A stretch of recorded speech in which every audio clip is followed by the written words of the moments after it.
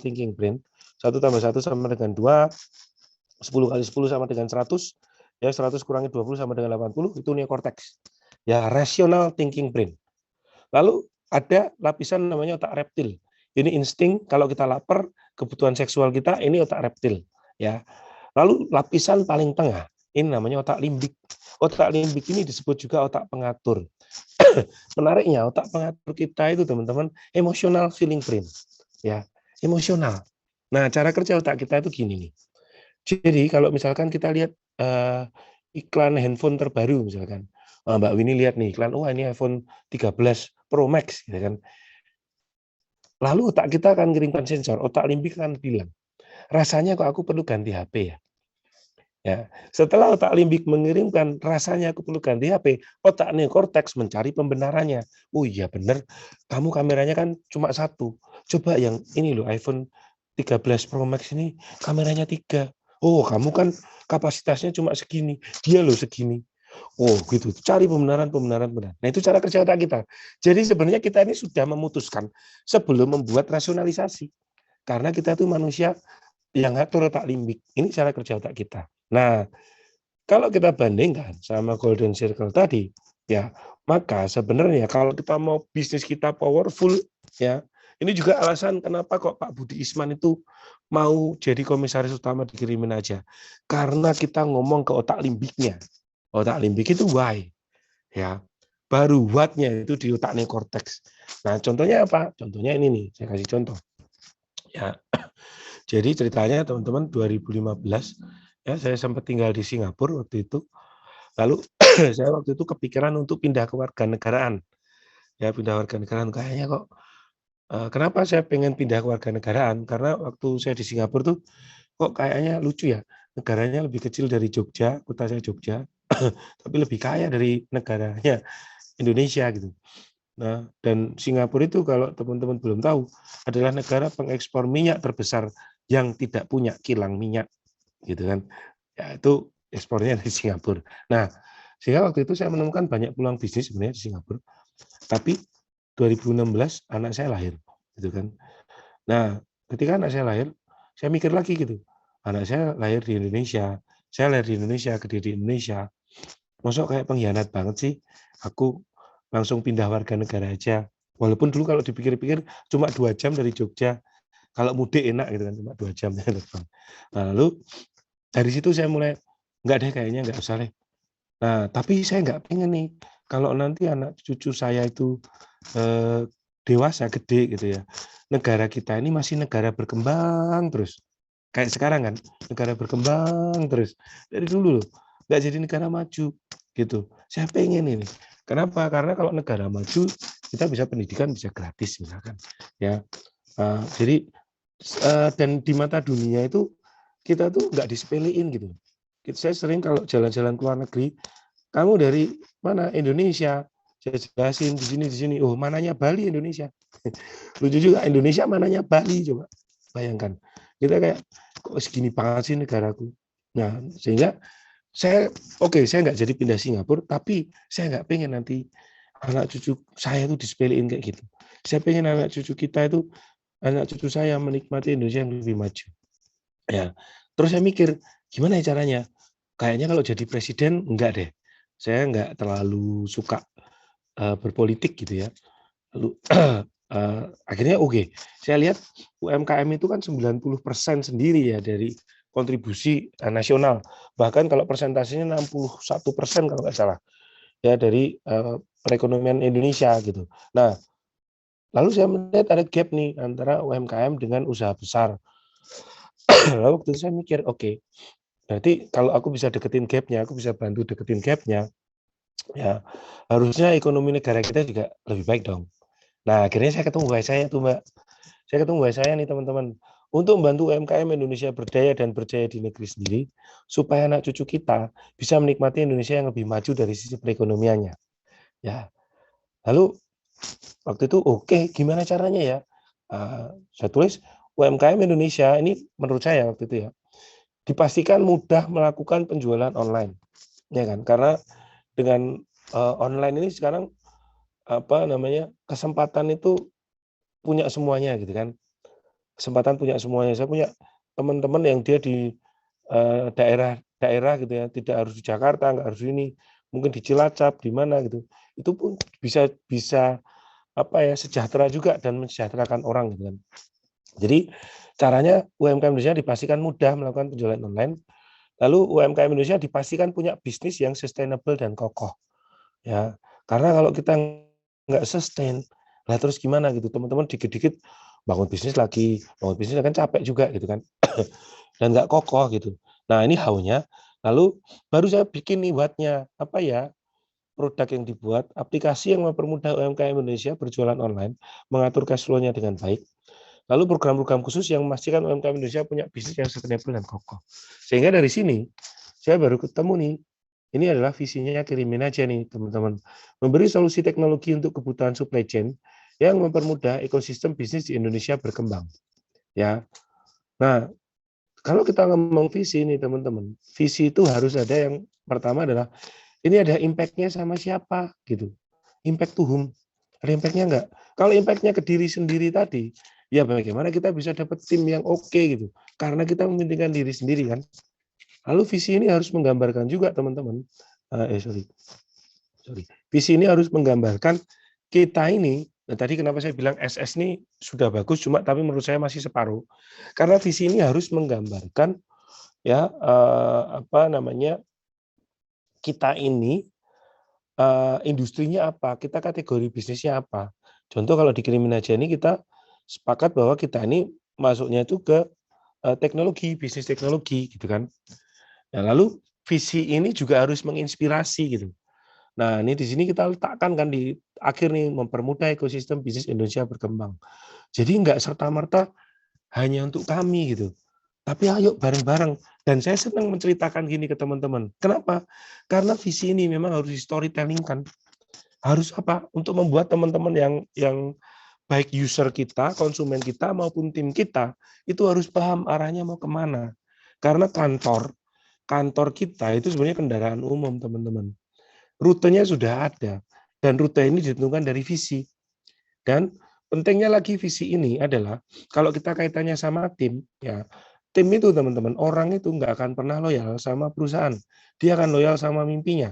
Sehingga kalau kita bisa men-storytellingkan visi kita, ya dan visi ini ada dampaknya juga sama mereka, melewati mimpinya mereka, mereka akan ngikut kita sampai ke tujuan mereka. Nggak harus ikut kita sampai mana lah, enggak gitu kan. Tapi pastikan mereka mencapai mimpinya gitu. Lewat apa? Visi ini. Gitu. Jadi saya juga cerita visi ini ke tim gitu kan. Ya supaya apa ekosistem bisnis Indonesia berkembang. Kita kan menyebutnya ekosistem bisnis. Artinya tidak hanya pemilik bisnisnya, tapi juga siapa karyawannya. Saya cerita ke tim. Apa sih pentingnya ekosistem bisnis Indonesia berkembang? Saya cerita ke tim. Oh ini loh pentingnya teman-teman. Ya pentingnya itu kalau sorry UMKM kita itu naik kelas, kita akan jadi negara maju. Nah kalau jadi negara maju nih, teman-teman tahu nggak UMR negara maju itu berapa sih syaratnya sehingga dia disebut negara maju? Mbak Winnie tahu nggak? Ada yang nggak tahu? Nggak tahu ya? UMR negara maju, syarat UMR negara maju itu kalau dirupiahin 160 juta satu tahun. Atau kalau di per bulannya ya mungkin sekitar berapa tuh? 13 jutaan kali ya, 13 juta, 14 juta. Nah, coba kita lihat Indonesia. UMR kita paling gede itu Karawang sama Bekasi kalau nggak salah. 4,8 atau 5 juta gitu. Seperti ya, setengahnya belum ada gitu kan. Apalagi Jogja. Semarang berapa ya? 2 jutaan sih. 2 jutaan ya. Iya. Jauh banget kan? 2,8. Jogja 2 juta, 1,82 juta ya kan. Lalu wacana ini saya bilang ke tim saya, coba bayangkan teman-teman, kalau kita jadi negara maju dan gajinya teman-teman UMR-nya sekitar 13 juta satu bulan atau 160 juta satu tahun, kira-kira coba bayangkan teman-teman sejahtera enggak? Sejahtera. Wah, tim saya kan gitu kan. Akhirnya mereka juga merasa, oh aku melakukan ini ada dampaknya. Ya, ada karir path-nya yang mau dibangun, gitu kan. Dan saya ketika saya cerita ini ke teman-teman pengusaha juga, ini teman-teman TDA nih, ya mungkin belum pakai kirimin aja semua nggak apa-apa, ya kan, nggak apa-apa. Tapi ya mau pakai gitu kan, ya nggak bercanda. Artinya boleh pakai boleh, gitu kan. Artinya apa? Saya senang cerita ini, visi ini, karena memang ini why saya. Ayolah, gitu kita naik kelas bareng-bareng, bener-bener jangan cuma wacana, naik kelas bareng-bareng, tapi wacana nggak ada progres, gitu kan. Saya kemarin ketemu sama pengurus TDA Jogja juga itu. Nah, yuk gimana? TDA Jogja nggak terlalu aktif ya. Jadi kemarin saya juga ketemu pengurusnya. Nah, yuk gimana? Bikin organisasi kumpulan nggak ada tujuannya jelas, gitu. Oh apa nih? 1 tahun apa? Kita harus ada progresnya. Karena apa? Yang menghidupkan nanti adalah mimpi-mimpi itu, gitu. Nah, jadi ini pentingnya visi, teman-teman. Ya, bahkan ini saya kasih lihat ya, perusahaan besar itu, perusahaan besar itu, teman-teman. Ini contoh, kok ini sih perusahaan besar masih perusahaan besar seperti ini, Unilever. Visi Unilever.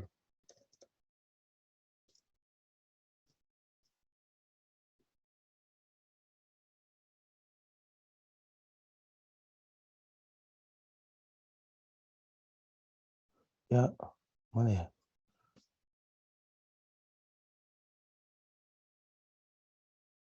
Nah, visi Unilever ini saya hafal. Tak bacain aja sebentar, sorry. Biar teman-teman tahu apakah itu cuma ini masalah enggak. Ah, ini dia. Nih, visi Unilever itu, teman-teman. Ini menarik nih. Tingtung. Visi Unilever itu adalah untuk meraih rasa cinta dan penghargaan dari Indonesia dengan menyentuh kehidupan setiap orang Indonesia setiap harinya. Oke. Dia nggak ada bilang loh, menjadi perusahaan raksasa di Indonesia. Unilever ini perusahaan mana sih? Perusahaan asing toh. Kalau dia visinya masuk ke Indonesia untuk menguasai pasar Indonesia, ya nggak ada yang mau mendukung. Tapi coba cek visinya, cantik banget cara mainnya. Untuk meraih rasa cinta dan penghargaan dari Indonesia. Kalimat selanjutnya keren lagi, dengan menyentuh kehidupan setiap orang Indonesia setiap harinya. Pertanyaan saya, apa aja yang dijual di Unilever? Shampoo, banyak banget. Shampoo, pasta gigi, ya kan, sabun, ya kan, Makanan juga. menyentuh kehidupan setiap orang Indonesia setiap harinya, ya kan. Kira-kira Unilever itu duitnya banyak nggak sih, Mbak? Banyak kan. Artinya kalau duitnya banyak, kalau dia mau bikin developer properti, kan bisa kan. Kenapa Unilever nggak bikin developer Unilever Land gitu? Enggak kan? Kenapa enggak? Karena nggak sesuai sama visinya. Jadi visi ini harus membatasi juga fokus. Ya, kebanyakan dari kita UMKM belum gede udah gagal fokus. Ya, akhirnya malah hilang fokus gitu. Fokus ini penting banget, teman-teman. Kita fokus aja ke strength kita apa. Ya, dan visi ini nanti akhirnya membatasi fokus kita supaya apa ya? Supaya nanti energi kita juga bisa gede di situ, energi kita bisa gede. Ya, gampangnya gini, kalau kita taruh kertas di bawah sinar matahari siang-siang, kan nggak kebakar tuh. Tapi kalau di atasnya dikasih loop, ya kan, di atasnya dikasih loop, kan kebakar. Loop itu kan memfokusin. Gitu. Jadi itu pentingnya visi. Yang pertama, kalau kita mau bikin visi, tentukan industrinya mau masuk apa. Yang kedua adalah kita turut visi itu dari why, how, what. Jangan asal ditulis gitu ya. Harus ada dampaknya, harus ada manfaatnya, harus ada arahnya, harus menginspirasi gitu ya. Dan harus bisa kita storytelling-kan visi itu. Nah, kemudian kalau sudah ada visi, maka framework yang kedua adalah strategi nih, teman-teman. Setelah visi ada strategi. Strategi itu adalah ya menentukan apa yang tidak dilakukan. Karena kadang-kadang kita melakukan ini banyak banget gitu kan, malah nggak ngapa-ngapain. Ya, strategi menentukan apa yang dilakukan. Nah, ini contohnya nih. Siapa di sini yang pengen membahagiakan orang tua, angkat tangan. Nah, semua pengen ya, alhamdulillah. Lah, Pertanyaannya gitu, Mbak Winnie ini ngapain sih pengen membahagiakan orang tua? Emang dulu waktu Mbak Winnie lahir, ya orang tua sedih. Orang tua bahagia nggak waktu Mbak Winnie lahir? Bahagia pasti, Mas. Oh bahagia. Kenapa masih pengen membahagiakan orang tua? Orang lahir aja udah bikin bahagia kan? Nah, inilah kita kadang-kadang nggak selesai dengan visi yang seperti ini. Visi kan infinite ya, membahagiakan orang tua terus menerus kan, ya kan. Nah, tapi kita kadang-kadang kalau terlalu ngawang-ngawang nggak bisa kita eksekusi. Makanya harus kita turunkan ke strategi. Kita definisikan cara kita membahagiakan orang tua lewat namanya misi. Bagaimana caranya membahagiakan orang tua? Misalkan mengumrohkan orang tua, membelikan rumah, menelpon setiap hari, misalkan. Jadi jelas, gitu kan? To-do list-nya jelas, gitu kan? Nah, lalu kalau sudah, biar semakin detail setelah misinya dapat, kita turunkan ke yang namanya target objektif. Ada targetnya, gitu ya. Ya, kebanyakan dari kita tuh gini, Mbak. Kita tuh belum menentukan ini, kita sudah masukin orangnya, ya kan? Ini menarik banget itu. Nah, ini kita harusnya tentuin ini dulu nih, ya. Coba saya tanya, kalau misinya manjat pohon, ini saya sering tanya nih. Kalau misinya manjat pohon, ada lumba-lumba, ada kuda, ada monyet. Siapa yang kita suruh manjat pohon? Monyet, Mas. Monyet, ya. Kenapa nggak lumba-lumba? Nggak bisa ya, lumba-lumba manjat pohon ya. Nah, kebanyakan dari kita kalau bangun tim, bangun bisnis, kita masukkan lumba-lumba dulu, masukkan monyetnya, masukkan kudanya, baru kita suruh manjat pohon. Nah, saya pengen nih, karena teman-teman sudah belajar malam ini, tentukan visi, tentukan misi, mau ngapain aja, gitu. Baru nanti cari orangnya untuk itu. Jangan paksa lumba-lumba manjat pohon, ya. Kecuali teman-teman pengen dianggap gila kan, gitu kan. Masa lumba-lumba manjat pohon. Nah, setelah misi supaya jelas ada action plan-nya diturunkan ke yang namanya target objektif, teman-teman. Nah, ini masuk ke framework namanya strategi. Jadi di strategi kita ngomong misi, kita ngomong target objektif. Lalu setelah itu kita harus menentukan yang namanya, ini masih framework kedua, yang namanya bisnis model. Ingat tadi, nggak semua bisnis bisa di scale up gitu ya. Contohnya tadi Mbak Winnie itu nggak mungkin gitu loh, berangkat luhur naik motor dari Semarang sampai Jakarta asar, itu nggak masuk akal. Masuk akalnya apa? Naik pesawat gitu kan. Itulah yang namanya bisnis model. Ya, contohnya bisnis yang nggak bisa di scale up gitu ya. Contohnya adalah rumah sakit umum, rumah sakit biasa. Ya, kenapa? Gini, untuk produksi satu dokter itu butuh 6 tahun kan, 6 tahun 7 tahun baru bisa ada dokter satu cedung gitu kan. Bangun rumah sakitnya sih cepat, cuma menyediakan dokternya itu butuh 6 tahun 7 tahun. Jadi nggak bisa di scale up itu. Growth iya, tapi tidak scale up gitu ya. Jadi, nah ini penting nih bisnis model gitu ya. Karena kami bisa sampai titik ini valuasinya ya lumayan lah, alhamdulillah. Itu tuh karena bisnis modelnya memang masuk akal untuk sampai situ. Kendaraannya masuk akal untuk berangkat duhur dari Semarang sampai Jakarta asar. Nah ini penting nih teman-teman untuk bisnis model. Ya ini contoh-contoh bisnis model ya. User generated content, media, e-commerce, ya ada agregator kayak kami nih, SAS, freemium, nanti bisa googling lagi.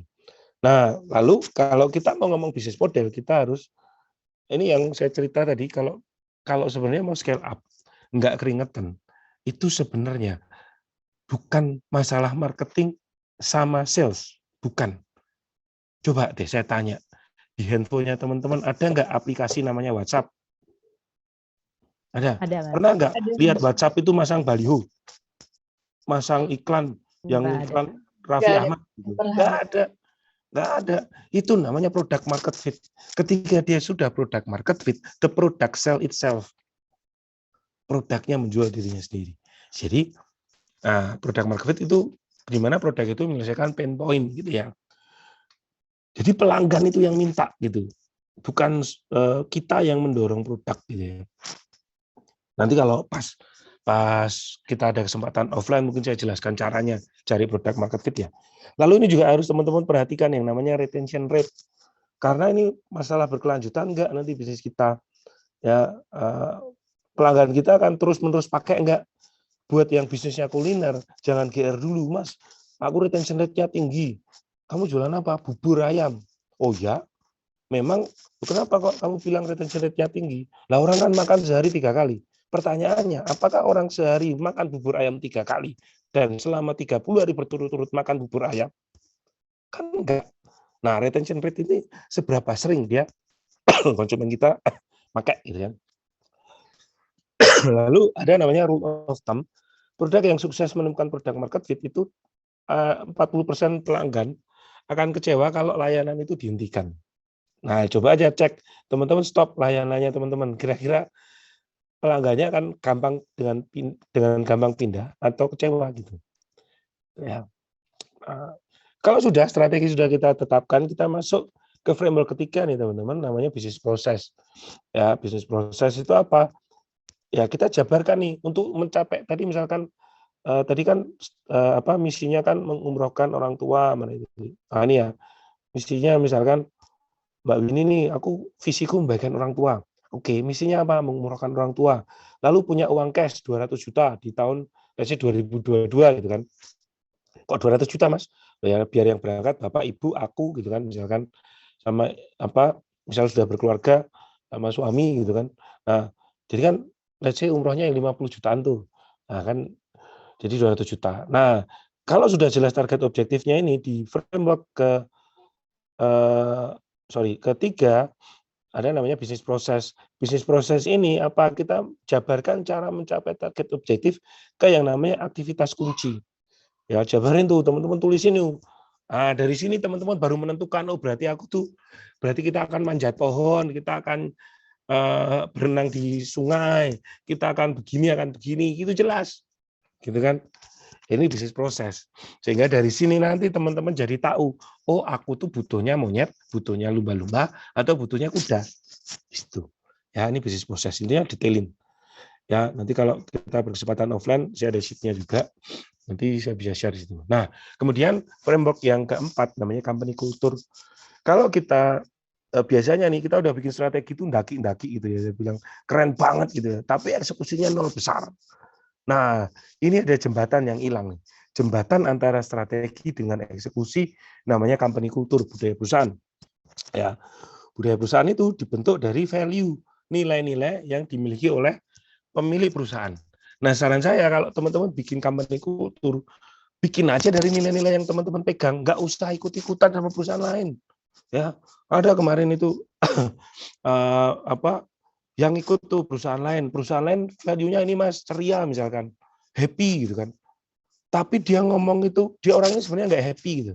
Orangnya nggak happy. Jadi dia bilang, mulai hari ini kita harus happy. Sambil marah-marah. Nah itu kan nggak masuk. Gitu kan. Jadi pakai saja nilai sendiri, nilai yang kita pegang sendiri, masukkan itu. Jadikan itu budaya di perusahaan. Gitu ya.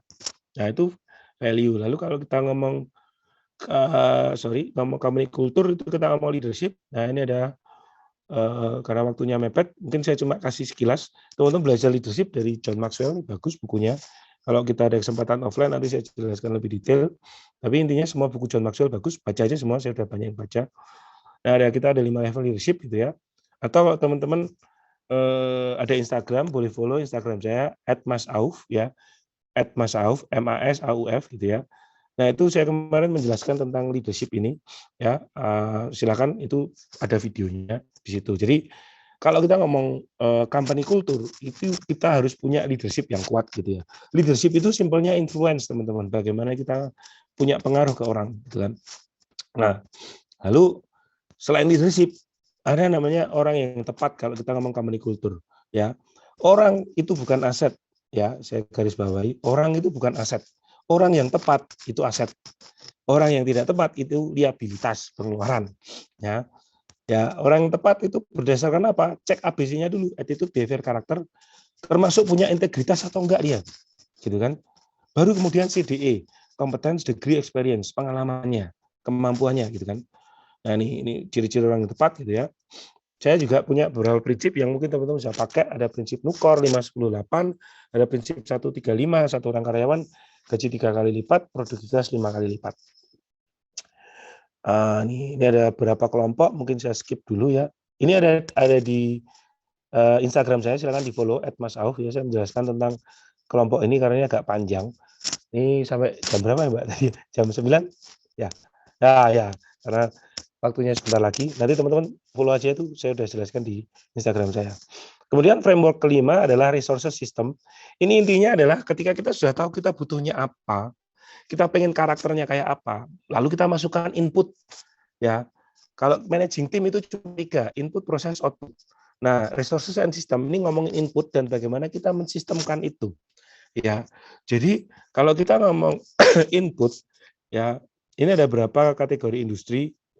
Ya, teman-teman bisa cek juga Instagram saya ini industri 1.0, 2.0, 3.0, 4.0. Kayak kami ini udah masuk 4.0, jadi keluar masuk tim itu biasa gitu. Ada orang-orang yang, waduh kok keluar ya, kok keluar. Di kita turnovernya juga ini biasa, gitu ya. Nah, untuk input, nah ini yang harus teman-teman tahu nih, bahwa kenapa ya kok kita susah dapat karyawan yang oke. Nah, karena kita tidak nge-branding perusahaan kita. Nah, coba lakuin employer branding gitu kan. Biasanya apa nih dilihat, coba cek, misal nih saya pengen ngamar ke perusahaannya Mbak Winnie gitu kan. Saya akan ketik kan di Google perusahaan ini ada nggak, Google My Business-nya ada nggak, kantornya jelas nggak, LinkedIn-nya ada nggak, ya website-nya ada nggak.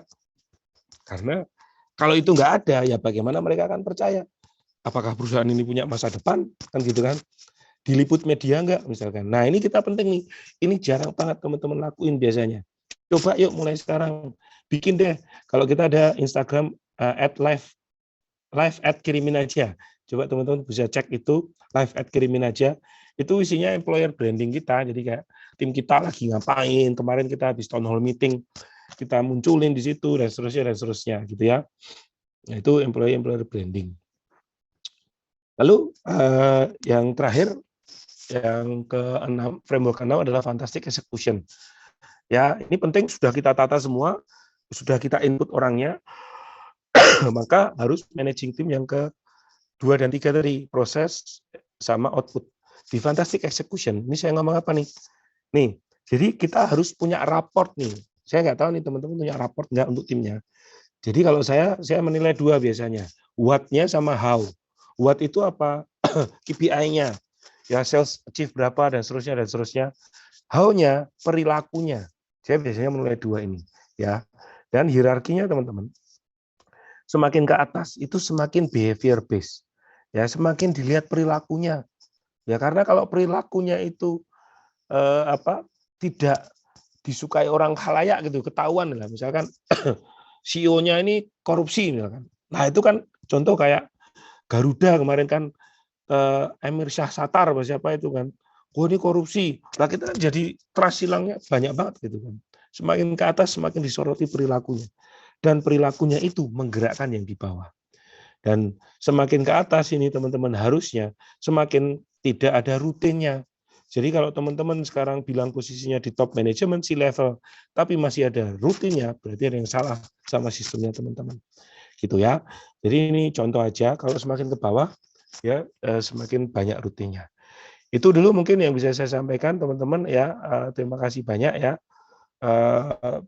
Buat yang belum follow silakan follow kirimin aja di Instagram, live at kirimin aja, akademi kirimin aja, sama jangan lupa Instagram saya @masauf gitu ya. Terima kasih banyak. Silakan kalau ada yang mau ditanyakan, mungkin saya tutup presentasinya ya, Mbak ya. Baik Mas, terima kasih Mas. Ini langsung ke pertanyaan aja ya Mas ya. Oke. Buat teman-teman yang ada pertanyaan atau mau menyampaikan pertanyaan, bisa melalui fitur room chat ya teman-teman ya. Langsung diketik di situ aja, nanti akan saya bacakan dan langsung dijawab sama Mas Auf sendiri.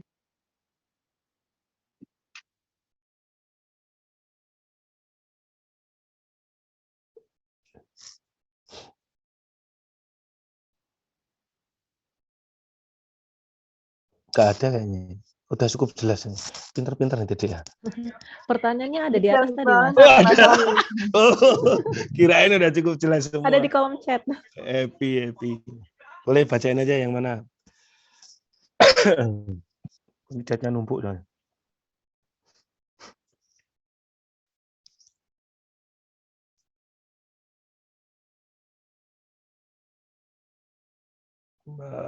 Mbak Mbak Putri mungkin atau Mbak Winnie, tolong yang mana gitu baca ini. Izin Mas, di sini ada pertanyaan dari Kak Rudit nih. Oke. Bagaimana meningkatkan penjualan jasa training, Mas? Oke. Training apa nih? Ya, kalau jasa training, saran saya coba mainan value ladder tuh bagus tuh. Jadi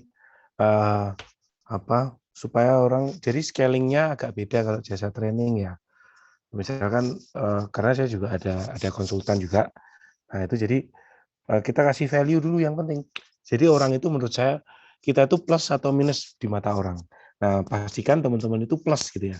Kayak materi malam ini gitu ya. Mungkin ini materi sebenarnya materi workshop saya juga gitu ya. Tapi memang tidak detail gitu ya. Tapi memang saya ingin kasih tahu aja. Jadi saya ingin kasih tahu dan yang penting kalau materi training adalah teman-teman harus kasih value dulu di awal. Lalu bikin anak tangganya sehingga dia mulai naik gitu ya.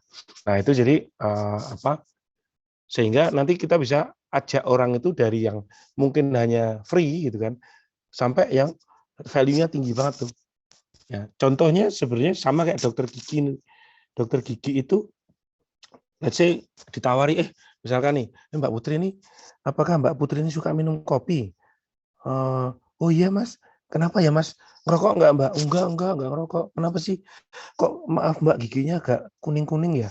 Nah, saya dokter gigi nih Mbak, ayo Mbak tak bersihin. Maaf ya Mbak, contoh ya. Tak bersihin nih. Nah, Mbak Putri, saya dokter gigi, yuk ke klinik saya. Terus Mbak Gigi udah mangap tuh, Mbak Putri udah mangap, dibersihin kan giginya. Mbak ini kayaknya ada yang berlubang nih, gimana kalau ditambal nih? Oh iya ya, tadinya kan gratisan tuh. Akhirnya karena di situ ada yang berlubang, ditambal, keluar dari dokter gigi, bayar juga. Mbak ini giginya agak kurang rata deh, gimana kalau dikawat sekalian? Lah akhirnya yang tadinya cuma gratisan, dia bisa Mbak Putri akhirnya keluar lebih banyak. Nah itu contohnya sih.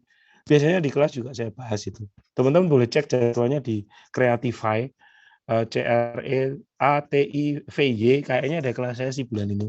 Kalau mau ikut, ya saya nggak hafal harganya berapa, tapi insya Allah terjangkau lah kalau pengusaha. Nggak yang sampai puluhan juta kok. Gitu. Baik Mas, untuk pertanyaan selanjutnya ya Mas ya. Ya, siap. Ini dari Kak Ulfah. Selamat malam Mas Auf, saya Ulfah dari Tata Rapi Laundry. Saya penasaran sebetulnya bagaimana ya cara hitung target yang realistis tapi bisa dicapai. Apakah dengan menghitung balik modalnya atau bagaimana ya Mas? Target yang realistis. Saya ketika menetapkan target 8 triliun itu mungkin di awal nggak realistis. Tapi setelah gini, realistis atau enggak itu kadang-kadang karena pengetahuan kita aja belum sampai. Nah, yang saya lakukan waktu, tadi kan saya tuliskan ya, dari 200 triliun itu dulu bikin konslet bener. Kayak apa ya duitnya ya? Kalau tak kumpulin untuk beli cendol dapat berapa kan gitu kan. Nah, ini 8 triliun waktu itu. Nah, akhirnya gini, yang membuat jadi realistis, karena saya akhirnya menemui orang-orang yang pernah melihat angka itu. Jadi realistis. Nah, jadi kalau sekarang targetnya menurut teman-teman belum realistis, cek aja ada nggak sih pebisnis yang pernah achieve segitu. Nah, nanti jadi realistis gitu. Nah, akhirnya bergaul aja sama orang-orang itu gitu kan. Nah, waktu itu kenapa saya datengin Pak Budi gitu ya. Karena Pak Budi dulu itu bahkan tidak go public tapi go private. Jadi Pak Budi itu beli saham di pabriknya Sari Husada, di privatein lagi, jadi sudah tidak milik pabrik Sari Husada itu. Nah itu kan menurut saya keren banget ya, dan angkanya waktu itu cukup gede gitu ya, 4 triliun dijual sampai 20 triliun kalau nggak salah. Nah itu kan Pak Budi zaman itu aja sudah ngomongnya 4 triliun. Nah artinya ibaratnya gini, kalau saya bukan orang Semarang, saya nggak ngerti nih leker Paimo itu ada di mana kan. Jadi kayak nggak realistis sih, masa sih ada leker yang enak gitu, di mana sih? Tapi kalau orang Semarang, saya misalkan Mbak Putri, saya di ini dong leker Paimo, oh itu loh dekatnya Loyola ya, di Loyola tuh. Nah itu kan jadi realistis. Nanti lewat sini, nah gitu. Ini gampangnya gitu sih.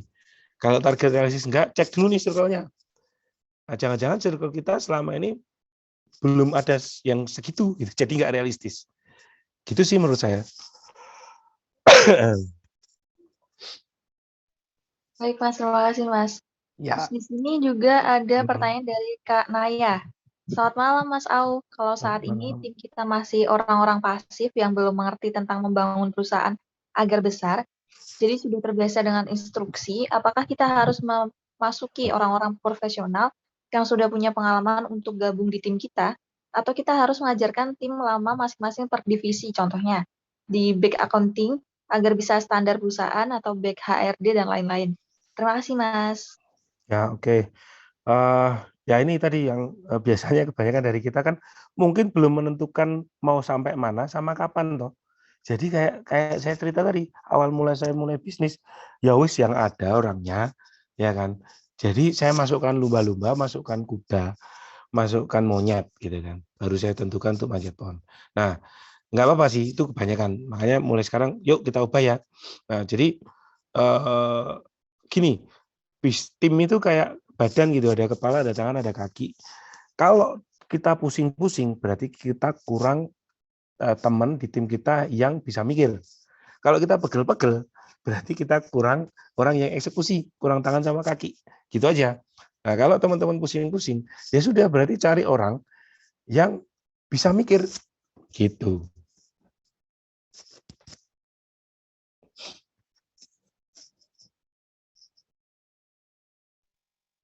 Oke, Mas. Ini dari Mas-Mas nih akhirnya nih. Dari Mas Irfan. Selamat malam, Mas Auf. Mau tanya, tahapan membangun vision yang mudah dipahami oleh tim bisnis yang masih startup bagaimana ya, Mas ya? Oh, tadi ada sih di depan tadi. Ada Howard. Kayaknya tadi saya sudah jelasin panjang deh, divisi. Bangun visi kan? Iya, Mas. Membangun visi. Ini bisa secara singkat, Mas. Ya, jadi satu tentukan dulu industri sama kategorinya. Kita mau masuk industri apa, ya kan? Yang kedua, ya cari dari why-nya kita. Ngapain sih kita pengen ada di situ? Kita senang ada di situ, gitu. Jangan mulai dari apa, ya. Urut-urutannya tadi sudah ada. Mungkin tadi kayaknya direkord ya. Nanti silakan dicek lagi, gitu ya. Itu sih. Jadi dua itu sih biasanya saya industrinya apa, sama why-nya kita, gitu. Oke, Mas, buat pertanyaan selanjutnya, boleh, Mas? Dari Ya, Kak Roni. oke. Untuk SDM yang berkompetensi sesuai dan satu frekuensi dengan visi misi kita, apakah dibagi saham atau bagaimana, Mas? Nggak harus sih, nggak harus sih. Saya punya gini, saya punya tim itu menarik teman-teman. Kita tim sekarang sekitar 150-an lah. Nah, tim saya itu ada kok yang menarik nih. Jadi ada tim satu, dia ini bapaknya ekspor impor keramik gitu ya. Ekspor keramik. Padahal dia harusnya bisa meneruskan di kerjaan bapaknya itu kan. Tapi dia nggak kerja di situ. Dia kalau ke kantor pun naik Honda Odyssey. Lalu ada dua, ini saya baru tahu kemarin ternyata dia adalah cucunya Bu Ani Yudhoyono almarhumah gitu. Nah, orang Partai Demokrat ya. Jadi dia nih kalau ke kantor naik Pajero ya. Itu kerja dua ini kerja di kami di bagian sales. Lalu ada lagi nih menarik nih, yang paling menarik yang ketiga. Ini ada di tempat kami itu kerja ya, itu tuh dia itu punya hotel. Jadi punya hotel, punya kos-kosan, tapi juga di tempat kami nih. Nah, ini menarik nih. Dan mereka tidak kita bagi saham loh, gitu kan. Nah, mereka ngikut ke kami karena tadi mereka tahu, mereka punya mimpi yang itu mereka lihat di perusahaan kami itu melewati mimpinya mereka. Itu sih. Jadi jangan buru-buru bagi saham kalau dia belum menunjukkan hasil, gitu ya. Dan kita lihat nih, yang kita bagi saham adalah orang-orang yang kita butuhkan, itu ya. Bukan karena ini teman karena apa gitu, enggak. Orang yang kita butuhkan untuk mencapai visi kita yang itu memang key person. Baru deh. Itu, Mbak. Semoga menjawab. Baik, Mas. Terima kasih jawabannya. Ini ada pertanyaan dari Kak Sri. Mas, untuk mengetahui target market selain dari kunjungan agen, kemarin atas saran Mas Auf, kita mulai kunjungan agen dari Happin atau Ahza, Mas.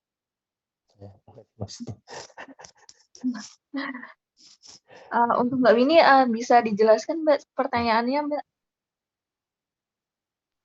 Itu tadi Mbak Sri yang nanya sih. Oh ya, Mungkin Mbak oke. Sri ada di Oh sini. ya, ya, ya. Oh ini, ya paling ini sih. Saya nangkap dikit nih. Jadi target market selain kunjungan agen ya, ya tadi gini, ada teman-teman yang bisnisnya pakai reseller ya kan. Ini biasanya gini kan. Jadi kebanyakan teman-teman yang bisnisnya pakai reseller itu tidak menetapkan di awal dia industrinya itu apa yang mau dia masukin. Ya, sehingga beda banget nih bisnis pakai reseller sama bisnis retail. Kalau dia masuk ke let's say bisnisnya fashion ya atau bisnisnya skincare ya, produknya skincare, sorry. Nah, kalau dia masuk ke industri retail skincare ya, timnya harusnya berarti kan target marketnya orang yang pakai skincare langsung kan, ya kan. Timnya yang dibangun harusnya sales yang sampai ke usernya langsung. Yang dibangun harga yang diturunkan adalah harga belinya orang yang end usernya. Tapi ada nih teman-teman yang pakai cara reseller, cuma dia nggak paham. Kalau pakai cara reseller sebenarnya dia sedang masuk ke industri namanya industri jualan bisnis, ya kan? Kayak Herbalife, kayak Tianxi.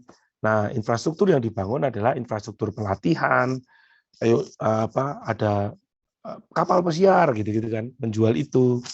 Ya, karena memang si end usernya dia sebenarnya adalah orang yang menjadi agen atau jadi reseller itu. Nah, pertanyaan ini balik lagi harus saya tanyakan ya, target marketnya itu spesifiknya agennya atau end usernya. Kalau memang agennya, ya sebaiknya agennya dikumpulin. Saya juga kemarin bikin FGD, teman-teman bisa cek deh, dikirimin aja ya. Kita bikin FGD kok, kita bikin FGD, kita kumpulin user-user kita nih, kita tanya gitu. Kamu tuh ada kendala, dari situ kita dapat feedback dan insight keren banget. Dan kita langsung tahu, oh berarti kita harus begini nih. Itu gara-gara saya nanya ke user saya. Nah, ini pertanyaannya sekarang target marketnya itu agen atau end user kan gitu, ya kan? Kalau intinya adalah kumpulin aja, bikin FGD. Kayak besok tanggal 7 kita ada acara ngopi bareng Immerse ya, ada Immerse namanya Mas FZ, nah, dia nggak mau disebut, orangnya jarang muncul juga, tapi karyawannya hampir 2000 ya, itu kita adain kopdar di Jogja, kirimin aja bikin, kita kumpulin Immerse baik yang sudah pakai kirimin aja maupun yang belum ya. Untuk apa juga? Supaya kita dapat insight juga, oh mereka ternyata begini ya gitu. Itu sih dari saya. Jadi buat teman-teman yang belum biasa FGD, mulai sekarang tolong FGD itu ya kan, tanya langsung ke konsumen kenapa mereka beli produknya teman-teman, why do they buy that they buy gitu. Why do they bought that they bought? Gitu.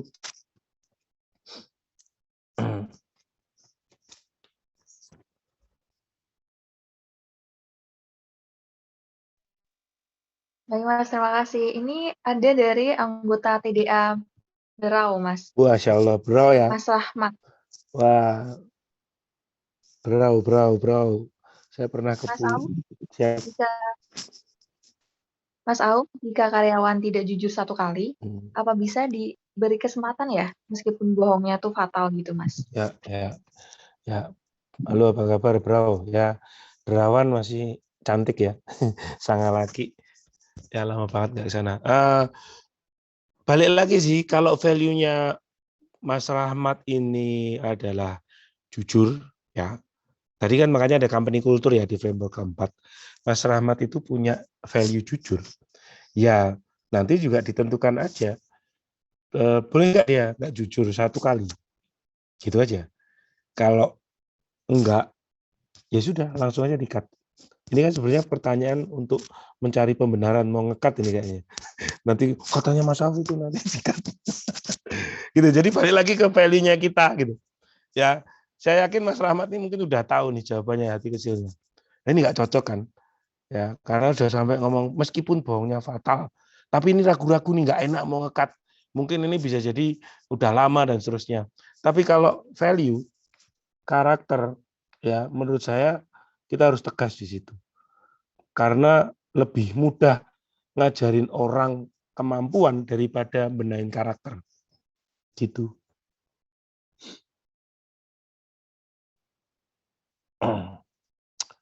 Gitu Mbak Putri. Nge-freeze Mbak Putri. Itu. Oh ya, lagi freeze. Nggak apa-apa, saya bantu lagi. Ini ada satu pertanyaan lagi dari Kak Nandi.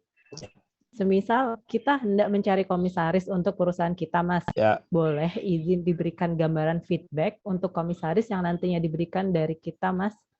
Melihat bisnis yang saya jalin omsetnya masih di bawah 10 M per tahun. Apakah digaji layaknya si level atau bagi saham aja udah oke? Gimana nih, Mas? Gini, apa yang jelas satu nih, kita harus jelas visi kita tadi dan kita bisa men-storytellingkan, ya itu dulu. Karena itu juga yang dulu kenapa Pak Budi tertarik gitu ya. Karena dengan saya cerita nanti kita begini, ya kan. Ada mimpinya Pak Budi juga di situ di perjalanan visi kami, ya. Lalu masalah apa? Mau bagi saham sih terserah aja sih. Ya kalau memang nggak punya dana dan kita lihat dia berpengaruh, bagi saham aja. Nggak harus juga digaji kok, nggak harus juga digaji. Saham aja dulu. Dan kita lihat aja gitu. Banyak juga teman-teman saya yang kasih saham doang nggak digaji itu nggak apa-apa. Karena nggak wajib sih komisaris itu digaji gitu ya. Nggak yang harus gitu. Apalagi teman-teman masih ngawali ya, potong saham aja. Nah, yang penting nanti storytelling-nya teman-teman harus kuat tuh. Harus bisa cerita. Gitu ya, Mbak Winnie. Oke, Mas. Terima kasih penjelasannya. Ini kayaknya pertanyaan udah semua. Cuman saya boleh tanya nggak nih, Mas? Oh, mau nanya juga. Siap, boleh, Mbak. Mewakili pertanyaan, mungkin pertanyaan apa ya, mendasar banget sih. Iya. Jadi ini mungkin saya menceritakan ada UMKM itu masih baru gitu kan. Maksudnya dia biasanya kan kalau baru pemula itu dia mengerjakan sendiri semua. Ya produsen sendiri, distributor sendiri, marketing sendiri, sampai pelaksana semua sendiri lah. Nah itu bagaimana tahap awal dia mulai harus aware nih, oh ya saya udah harus merekrut karyawan. Apakah itu dilihat dari pertama mungkin keuntungannya sudah sesuai gaji UMR buat satu karyawan atau mungkin dia malah harus ngorbanin apa ya, hutang dulu deh buat gaji karyawan berapa bulan atau gimana ya Mas? Untuk pemula sih terutama ya. Untuk pemula ya. Kalau bisnis yang bagus itu kalau bisa nggak pakai modal, Mbak, menurut saya. Jadi karena gini, kalau kita mulai pakai modal, ya let's say mulai 100 juta nih, kan belum ada jaminan itu berhasil juga toh, ya kan. Artinya gimana caranya kita mulainya nggak pakai modal itu dulu nih. Kirimin aja dulu awal-awal. Kita kan sebenarnya kan nalangin COD-nya teman-teman kan, supaya cash flow-nya teman-teman lancar tuh. Kita talangin dulu. Itu tuh yang minjemin uang untuk COD itu Pak Nurul Ati itu yang punya Rocket Chicken. Gitu. Ono ki 30 miliar, siap piro? Waduh, Pak jangan 30 miliar dulu juga. Belum siap juga gitu. Tapi dia dipinjemin gitu. Jadi itu sih Mbak, dan menurut saya penting banget integritas kita itu dijaga. Karena ini akan jadi mata uang paling berharga nanti ketika ya kayak tadi, kenapa kok Pak Nurul Ati gitu ya. Rocket Chicken ya kan cabangnya segitu gitu ya. Karyawannya segitu, uangnya segitu, kok percaya gitu. Karena tadi akhirnya ya karena kita punya integritas di situ. Nah, menurut saya itu dulu deh. Baru nanti kalau mau build kan lebih enak kan. Kan gampangnya gini, kita mau mulai kan. Let's say kita mau mulai. Aku nggak punya duit deh. Ya sudah, kita punya integriti nggak? Karena Pak Nurul Ati sendiri juga cerita. Teman-teman cek deh ceritanya Pak Nurul. Ya, tahu ya Rocket Chicken itu ya. Nah itu Pak Nurul itu mulai Rocket Chicken pertama kali itu langsung franchise. Dan itu di Semarang. Padahal Pak Nurul di Jogja. Dan dia dipercaya saja. Nah sehingga karena dia punya dana, dia langsung itu Mbak, hire orang begini kan, dan dia mengelola di situ gitu. Nah, di kantor kami, sebelah kantor kami ada resto gitu ya, itu juga dia awalnya sales motor, sales Ducati gitu ya. Sekarang dia dipercaya jualan Harley itu. Jadi kantor kami kebetulan sebelahnya itu, teman-teman kalau ke Jogja silakan boleh mampir gitu ya. Kita di Jalan Palagan. Sebelahnya itu jualan Harley, kafe tapi jualan Harley gitu. Jadi dia juga dipercaya itu, Mbak. Sehingga enak ketika kita dapat cashnya, kita lebih enak. Nah, kalau saya tipikalnya memang seperti itu. Dan sebisa mungkin ini cara saya lagi ya, Mbak. Saya tuh tipikal orang yang kalau bisa tuh malas tapi sukses gitu, Mbak. Malas tapi sukses. Jadi sebisa mungkin kita nggak terjebak di operasional. Langsung kalau bisa dari awal. Sehingga apa? Teman-teman bisa berpikir ngembangin bisnis. Tadi di slide tadi kan terakhir kan saya sampaikan di posisi atas tuh harusnya nggak ada rutin. Nah itu dulu tuh mindsetnya ke situ dulu.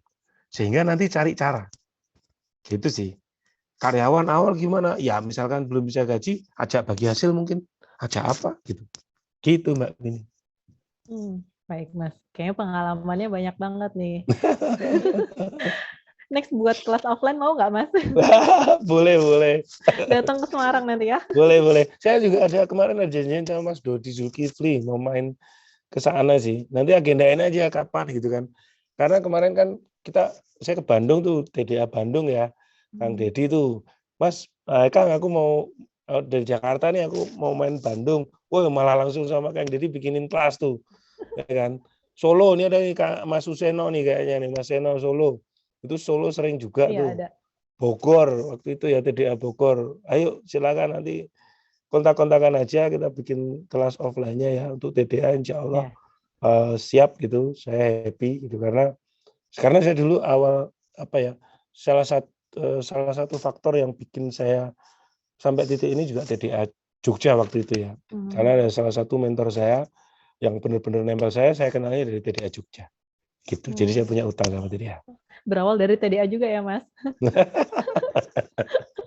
Betul, Mbak. Mas, ini ada satu lagi nih pertanyaan. Boleh. Dari Mas Eka. Bagaimana cara menentukan industri dan market kategori yang seksi untuk dimasukin? Menurut Mas Auf bagaimana menentukan industri dan market kategori? Oh, ya cara menentukannya gampang. Hujannya lagi deres enggak gitu aja. Cek aja gitu. Gini, saya biasanya untuk tahu hujannya deres enggak, coba teman-teman rajin-rajin tuh buka Tech in Asia atau Daily Sosial gitu ya. Itu di situ biasanya itu ada startup ini raih pendanaan, artinya itu ada industri-industri yang kan orang naruh uang 1 triliun, 100 miliar itu kan enggak yang asal kayak asal ditaruh gitu kan. Mbak Winnie juga misalkan punya uang 1 miliar, Mbak, saya tanya nih. Mbak Winnie akan percayakan 1 miliar itu ke saya atau Mbak Winnie akan percayakan 1 miliar itu ke siapapun manusia silver pinggir jalan? Ya karena udah tahu track record-nya Mas Auf, saya percaya sama Mas Auf. Nah itu, gitu kan. Ya, artinya orang itu ketika investasi itu kan dia juga akan mempelajari juga ini siapa dan seterusnya gitu ya. Nah, jadi cek aja tuh di situ di Tech in Asia, di Daily Sosial, cek itu industrinya lagi apa ya, gitu. Kok dia masuk ke sini ya? Karena mereka pasti sudah riset. Gitu. Oh ya oke Mas. Ini kayaknya semua pertanyaan udah terjawab atau ada yang masih mau ditanyakan? Raise hand boleh ya? Kalau ada yang mau raise hand. Boleh. Mau tanya langsung. Mas Rahmat mungkin mau tanya lagi? Oke. Nanti biar dikontak sama Mas Abi ya, Mas Auf ya. Kalau misalnya mau bikin jadwal kelas offline nanti di Semarang. Siap. Sekarang di mana berarti Mas? Di Jogja ya? Di Jogja. Oh, di Jogja terus. Biasanya Jogja, ya. Ada yang nanya nih Mas, ayam bakar Mbok Moro masih ada nggak Mas Auf katanya? Udah saya jual dari 2017 karena tadi tidak sesuai WAI saya ya. Jadi kadang-kadang kita kalau yang kita jalani itu nggak sesuai WAI itu kayak kayak ngapa ya gitu sih. Oh iya, oke. Ini kayaknya Mbak Unik udah mulai aktif lagi nih. Kayaknya pertanyaan udah ditutup dulu ya. Jadi kita lanjut ke door prize. Oke. Silakan Mbak Unik. Oke, makasih Mbak Winnie. Makasih juga Mas Auf atas jawaban atas pertanyaan teman-teman. Jadi sesi berikutnya yaitu kuis ya teman-teman, di mana nantinya ada 2 pertanyaan. Terus nanti cara menjawabnya, mekanisme penjawabannya langsung drop aja jawaban teman-teman di fitur kolom chat ya teman-teman ya.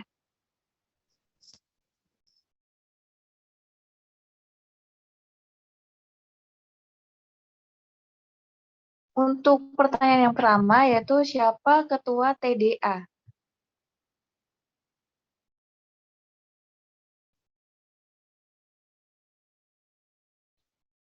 Yuk, cepet-cepetan yuk. Nanti kita lihat yang paling benar dari chat ya. TDA mana nih Mbak? TDA Semarang, TDA Jateng? Saya Oke, bukan ketua loh ya. Dirinci lagi ya nih. Dirinci lagi nih pertanyaannya ini ya. Atau Presiden Untuk TDA? TDA Semarang ya Mbak ya. Ketua Oh, TDA TDA Semarang teman-teman ya. teman-teman. TDA Semarang. Saya bukan ketua TDA loh. Kok dikira ketua?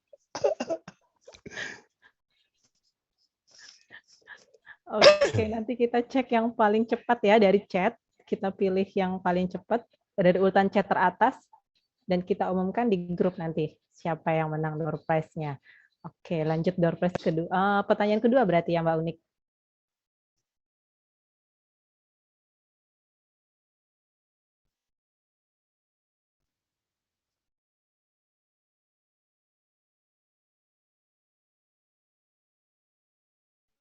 Ya, Mbak Unik. Pertanyaan kedua untuk door prize Untuk pertanyaan selanjutnya. kedua, sebentar ya Mbak ya.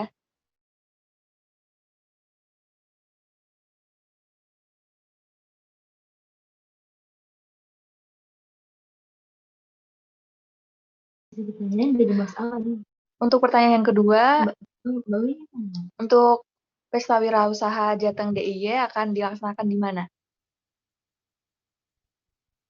Kalau bisa di lokasi yang lebih spesifiknya ya teman-teman ya. Yang semakin Sampai detail, jalan apa? Iya, semakin detail. semakin detail Jalan itu yang apa? kita pilih Nomor ya. berapa? Semarang. Ada yang tahu nggak? Semarang kira-kira di mana Ada nih yang nanti? lebih detail nggak teman-teman? Tempatnya mungkin, lokasinya ada yang tahu? Semarang di sebelah mana? Undip. Ini bagian mana tuh? Bagian mananya Undip tuh?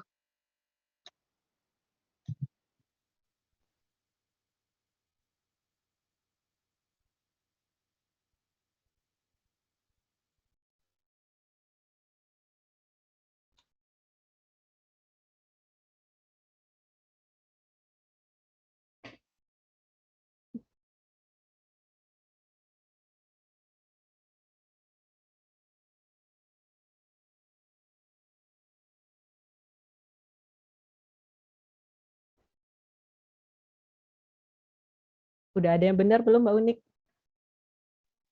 Ini Mas Abi nih Mbak yang jawab nih malah nih.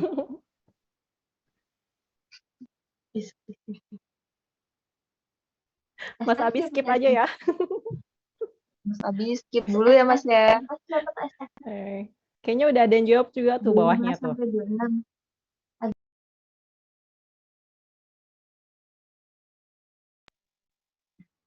Teman-teman yuk. Wah, ini Udah. ada nih Mbak jawaban yang lebih detail lagi nih. Ada tanggalnya malah nih, tanggal 25 sampai 26 Agustus di gedung Prof. Sudarto Undip. Ini Wah, untuk oke, Mbak selamat. SF bisa disebutkan nama lengkapnya Mbak? Nama panjangnya jangan inisialnya Mbak. Untuk Mbak atau Kak SF. Atau nanti KSF ini nanti bisa DM langsung ya ke Mbak Unik. Nomor WA-nya mungkin kalau udah ada di grup nanti kita akan ngomongin di grup ya untuk pemenang-pemenang yang door prize ini. Dan tadi kita cuma milih 2 orang pemenang door prize ya teman-teman. Jadi nggak ada pertanyaan terakhir.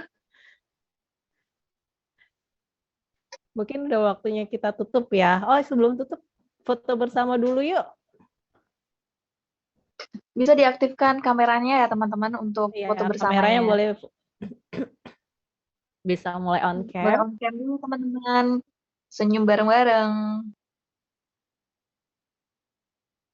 Masih ada yang mau on cam, kita tunggu.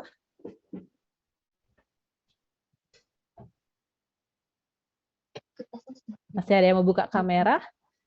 Oke. Udah ready semua ya, siapkan senyum terbaiknya. Masih malam, masih semangat nih teman-teman, keren banget, masih keren. Masih semangat terus buat belajar. Oke, ada lagi yang mau on cam? Oke, ini alhamdulillah ada 74 peserta yang bertahan sampai jam 9:30 malam. Oke, dari slide 1 ya, senyum. 1, 2. Nggak bisa. Oke, sebentar. Slide kedua. Senyum aja ya, ini nggak tahu nih teman-teman di slide keberapa soalnya ya. Tetap senyum aja. Oke, lanjut slide kedua. Ada 3 slide nih. Oke, sebentar ya. 1, 2, 3. Oke.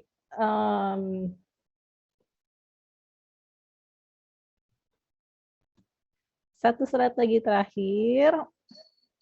Senyumnya dipertahankan ya, teman-teman. 1, 2, 3. Oke, terima kasih. Oke, Mbak Unik mungkin bisa ditutup. Oh, siap, Mbak.